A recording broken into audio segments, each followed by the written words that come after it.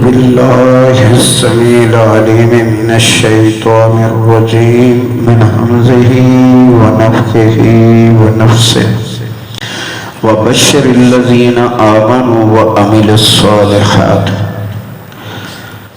اے پیارے نبی صلی اللہ علیہ وسلم، بشر خوشخبری سنا دو، الذین آمنوا ایمان والے لوگوں کو، وعملوا الصالحات اور جو ایمان کے ساتھ اچھے کام کرنے والے ہیں۔ تو ایمان جو ہے یہ نظریے کو کہا جاتا ہے، اللہ سبحانہ و تعالیٰ پر ایمان، اس کے فرشتوں، اس کی کتابوں، اس کے نبیوں، اور جنت اور دوزخ اور تقدیر اچھی اور بری، اسی طرح عذاب قبر پر بھی ایمان لانا فرض ہے، دین کا رکن ہے۔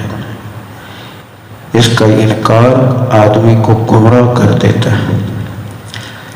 تو بہرحال ایمان کے ساتھ عمل صالح ہو، نمازی ہو، تقوی ہو، پرہیزگاری ہو، عدل ہو، انصاف ہو، روزے ہوں، نمازیں ہوں اور حج زکوٰۃ، اسی طرح اسلام کی تبلیغ بھی جو ہے حق کی دعوت دینا، یہ بعض علماء نے چھٹا رکن قرار دیا ہے، یہ عام چیز نہیں ہے۔ اور اسی سے ہی دعوت اللہ سے ہی جہاد شروع ہوتا ہے، قتال شروع ہوتا ہے، اور ایمان اور کفر کی ونڈ، شرک کی ونڈ ہوتی ہے، علیحدگی ہوتی ہے۔ لوگوں کو پتہ چلتا ہے کہ ایمان والے کون ہیں، ان کی دعوت کیا ہے، ان کا دین کیا ہے، تو یہاں سے سارا پتہ چلتا ہے۔ اور اگر آدمی دعوت ہی نہ دے تو اس کا کیا پتہ چلے گا کہ یہ کیا ہے؟ جب دعوت دیتا ہے تو پھر دعوت میں جھگڑے ہوتے ہیں، کیونکہ جب بھی الہوں کا رد ہوتا ہے تو ہر اپنے الہ کا دفاع کرتے ہوئے اٹھ کھڑا ہوتا ہے اور جنگ شروع ہوتی ہے۔ تو یہ بہت عظیم جماعت ہے جن کے اندر یہ باقی خوبیاں بھی ہوں، اور پھر وہ ایمان کے ساتھ عمل صالح کرے اور دعوت دے۔ اللہ سبحانہ و تعالیٰ نے فرمایا کہ بہترین وہ جماعت ہے جو اللہ کی طرف دعوت دیتی ہے، اور ان کی بات سب سے اچھی اور بہتر ہے۔ بلکہ فرمایا وَمَنْ أَحْسَنُ قَوْلًا، اس سے بات کس کی اچھی ہے؟ جو اللہ کی طرف دعوت دے۔ تو اللہ کی طرف سے جب لوگوں کو دعوت پہنچتی ہے صحیح، سچی، کھری، توحید والی، تو پھر جھگڑے ہوتے ہیں، مشرکین لڑتے ہیں۔ تو فرمایا وَبَشِّرْ، خوشخبری دے دو، الذین آمنوا، ایمان والے لوگوں کو، وَعَمِلُوا الصَّالِحَاتِ، اور اچھے کام کرنے والوں کو، عملو عمل کرنے والے، الصالحات اچھے، اور اچھے کام خواہ کتنے ہوں، صالح اس وقت ہی کہلائیں گے جب نبی علیہ السلام کی سنت کے مطابق ہو، آپ کے طریقے کے مطابق ہو۔ کوئی کسی کا طریقہ کام آنے والا نہیں ہے، بلکہ پہلے نبیوں کا بھی طریقہ نہیں کام آئے گا، بلکہ پہلے نبی آ جائیں تو وہ بھی محمد کریم صلی اللہ علیہ وسلم کی شریعت کو لے کے چلیں گے، اور یہی ان کے لیے فرض ہے۔ اور اگر وہ اپنی شریعت لے کے چلیں تو اللہ نے فرمایا پھر تم فاسق ہو جاؤ گے۔ نبی فاسق ہو جائیں گے جب آپ کا طریقہ چھوڑیں، تو پھر باقی کس کی دال گلے گی بھائی؟ یہ طریقے سارے رد کرنے پڑیں گے، اور عمل صالح وہی کہلاتے ہیں جو محمد کریم صلی اللہ علیہ وسلم کے طریقے کے مطابق ہو۔ ان لہم، خوشخبری کیا ہے کہ بے شک ان کے لیے ہیں جنات، باغات، ایک نہیں کئی باغ۔ اور یہ باغوں کا معاملہ جو ہے کتنا عظیم ہے۔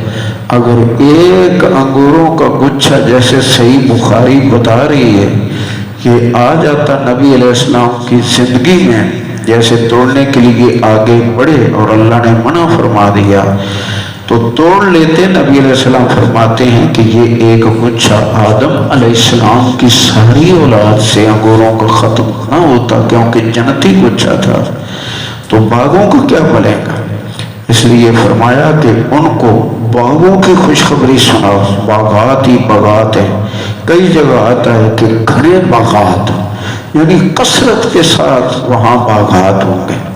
تجری من تحتہا الانہار، چلتی ہوں گی ان کے نیچے نہریں، بڑی بڑی نہریں بھی ہوں گی اور چھوٹی نہریں. ہر مومن اپنی اپنی جگہ میں لے جائے گا، اپنے باغوں میں، اپنے محلات میں، جہاں چاہیں گے اشارہ کریں گے، اشارے سے وہ ادھر بہہ نکلے گی. تو ہر ایک اپنے باغوں میں لے جائے گا.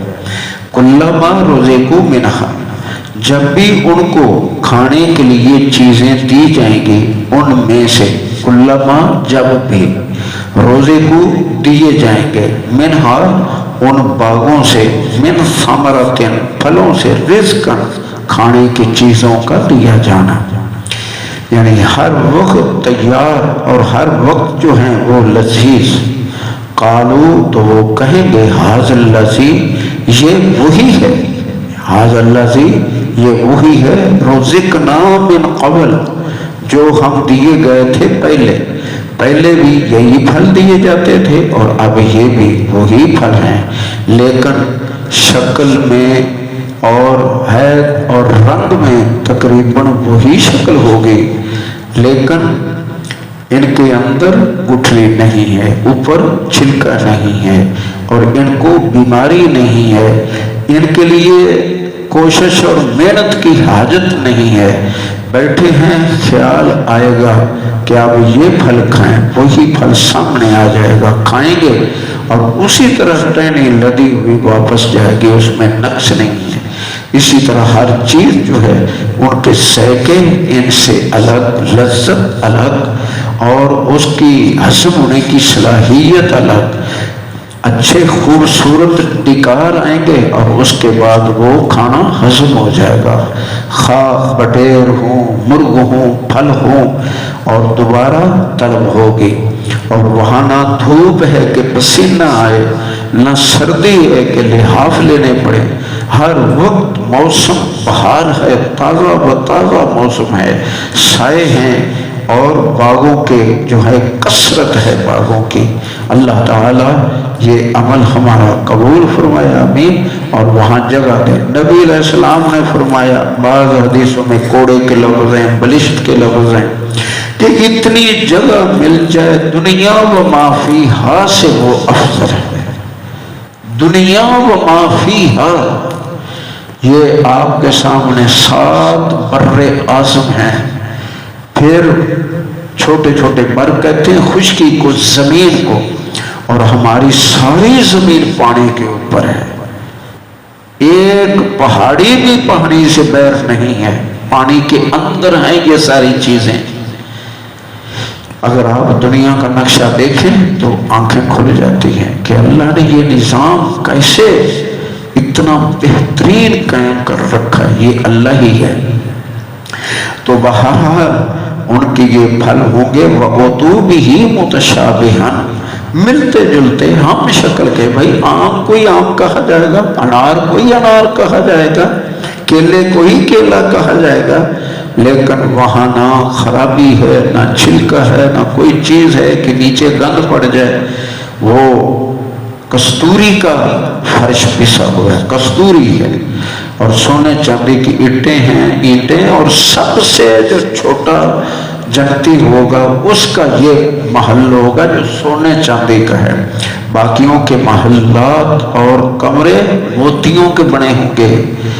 موتی، ایک ایک موتی کے کئی کونے بنا کے کمرہ بنایا ہوگا جنت کے اندر. اللہ تعالیٰ بیٹھنا اور پڑھنا قبول کرے، اور اللہ تعالیٰ ہمیں معاف کر دے اور جنت عطا فرما دے، آمین. تو فرمایا یہ عطوبہ متشابہہ، دیے جائیں گے ایک دوسرے سے ملتے جلتے پھل. وَلَهُمْ فِيهَا، وہاں ان کے لیے بیویاں ہوں گی، ازواج، بیویاں کیسی، مطہرہ، پاکیزہ. مطہرہ پاکیزہ بیویاں. پاکیزہ کسے کہتے ہیں؟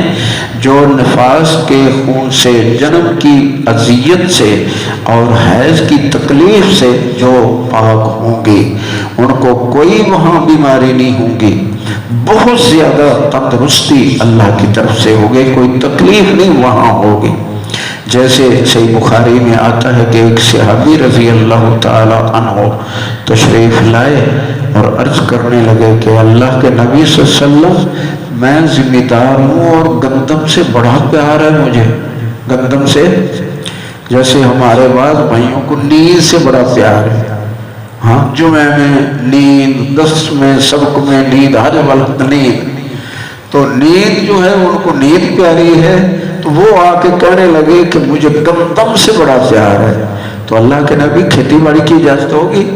آپ خوب ان سے ان لفظوں پر کہ کھیتی باڑی کی اجازت ہوگی. اب کوئی کہے کہ میں گجر ہوں اور میں بھینسوں سے بڑا پیار رکھتا ہوں، دودھ وہاں، بھائی دودھ کی نہریں ہیں، تجھے بھینس رکھنے کی کیا؟ اور تیرے ذہن میں آئے گا گندم تو انبار لگ جائیں گے، وہاں محنت کی کیا حاجت؟ وہاں کچھ بھی نہیں، کوئی تکلیف نہیں، مکھی نہیں ہے، مچھر نہیں ہے، گرمی نہیں ہے، سردی نہیں ہے. کیا وہاں چاہتے ہیں؟ کوئی تکلیف نہیں، سر درد نہیں، دانت درد نہیں، دانت کھرچنے نہیں پڑیں گے، یہ مسواکیں وہاں نہیں کرنا پڑیں گے. اللہ اکبر. چمک دمک ہے دانتوں پر، مضبوط اور تندرستی ہے دانتوں میں. تو لذت ہی لذت ہے. فرمایا ازواج مطہرہ، بیویاں پاکیزہ. بعض کہتے ہیں کہ وہاں، یعنی ہماری بہنوں کا سوال تھا کسی جمعے میں کہ تم تو وہاں حوریں لوگے تو ہم، بھائی تمہیں خوشخبری ہو اللہ کے فضل سے، تم اگر اپنے خامد کی واقعی تابعدار ہو تو ان حوروں کی حاکم ہوگی، وہ محکوم ہوگی، تمہاری خدمت گزار ہوگی. اور تمہیں کیا چاہیے؟ ان سے زیادہ حسین و جمیل ہوں گی، کیونکہ وہ تو بنائی گئی ہیں، پیدا کی گئی ہیں وہاں کے لیے، اور تم یہاں مشقت، خامد کی خدمت گزاری، اپنے رب کا حق ادا کرنا، پھر ان کا حق ادا کرنا، تمہارے تو ڈبل کام ہے بھائی. تم ان سے افضل اور اعلیٰ ہو. یہ اللہ کی دین ہے، یہ اور کسی کی نہیں ہے. ازواج مطہرہ، بیویاں پاکیزہ، وہم فیہا خالدون، اور ہمیشہ رہیں گے ان میں ہمیشہ. نبی علیہ السلام فرمایا کہ موت کو لا کے ذبح کر دیا جائے گا. پہلے جب دیکھیں گے پہچان لیں گے، جنتی بھی جہنم بھی. جنتی گھبرا جائیں گے اور دوزخی خوش ہوں گے، لیکن وہ ذبح کر دی جائے گی کہ آج موت ختم ہے، کبھی موت کا نام و نشان نہیں ہے. اللہ تعالی ہمیں خوش نصیبوں میں سے کرے، آمین.